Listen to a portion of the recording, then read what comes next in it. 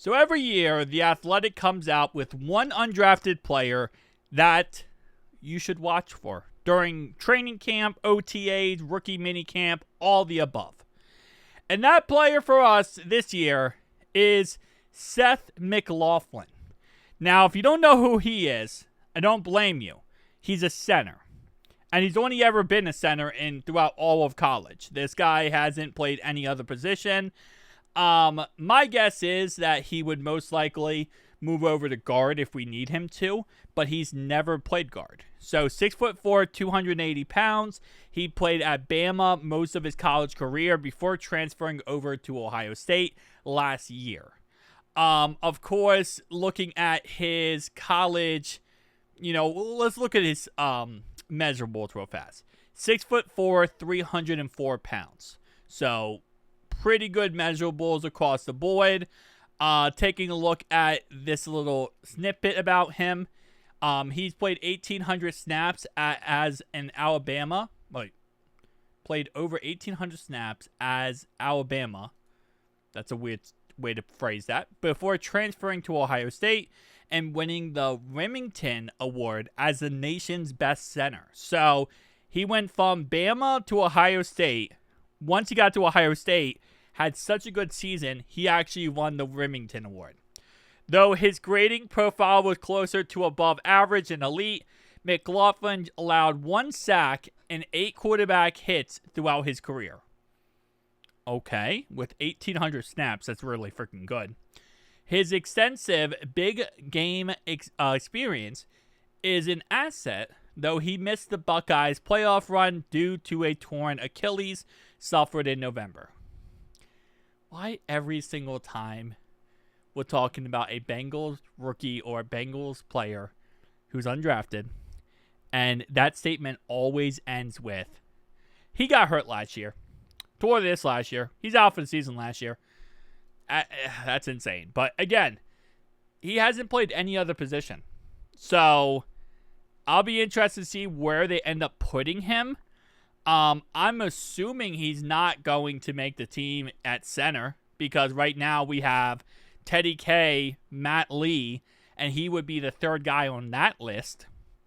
He's undrafted, so at the end of the day, he's going to play whatever position we want him to. And my guess is, if you ask him what position he plays best at, he's going to respond with whatever position coach wants me to play. Because that's kind of how it is when you get undrafted. When you get drafted, you can kind of pick and choose and be like, well, I'm actually really good at this position. I'm really good at that position. But when you're undrafted, there is no position you're choosing. You're going to play whatever we need you to play.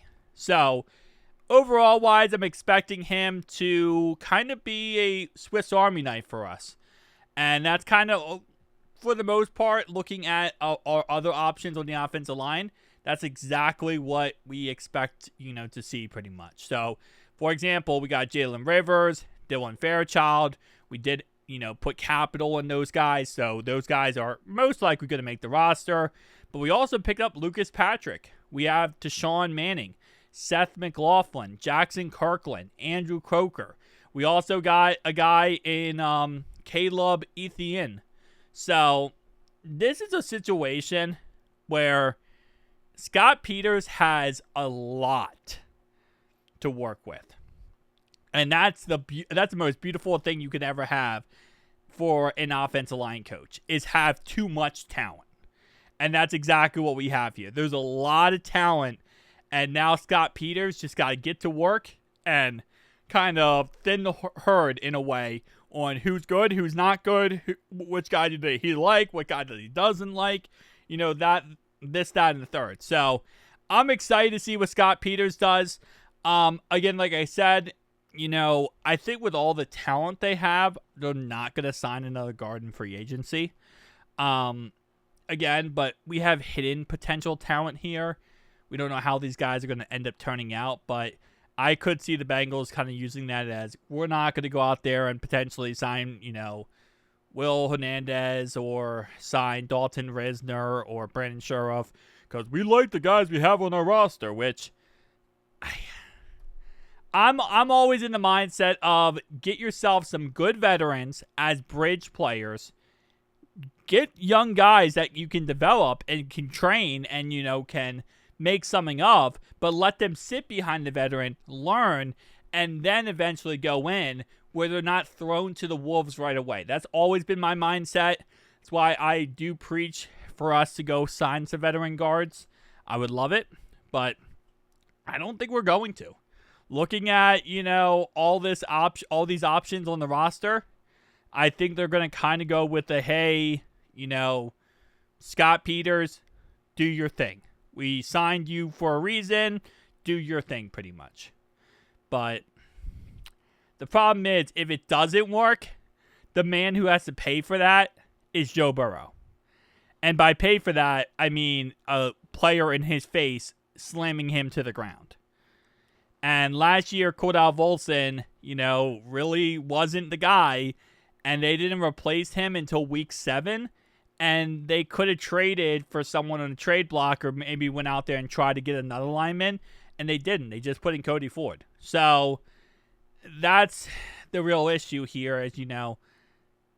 You want to also have quality over quantity sometimes. But again, like I said, we'll see. I'm holding out all my hope and hoping that everything works out with this. I believe in Scott Peters. I don't believe in the front office, but I do believe in Scott Peters and Mike McCarthy. Not that Mike McCarthy, the guy we have. Tell me down below your thoughts, opinions. Peace out.